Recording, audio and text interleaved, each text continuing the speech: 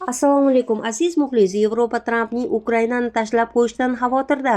Yevropalik diplomatlar AQSh prezidenti Donald Tramp Ukrainani qo'llab-quvvatlashdan voz kechib, Rossiya bilan iqtisodiy hamkorlikka urg'u berishdan xavotirda.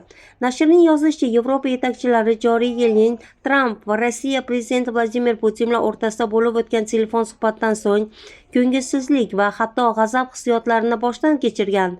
Trampning bu suhbatini tasvirlashdagi hurmat ohangi va AQSh ma'muriyatining Rossiyaga nisbatan sanksiyalarni kuchaytirishga istak bildirmagani Yevropa uchun yomon tush deb tuyulgan.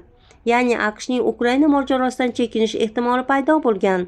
Nashr tahliliga ko'ra, bu holat Vashingtonning Rossiyaga nisbatan pozitsiyasida yumshash belgilarini ko'rsatmoqda va Yevropa Ittifoqi ichida xavotirli signal sifatida qabul qilinmoqda.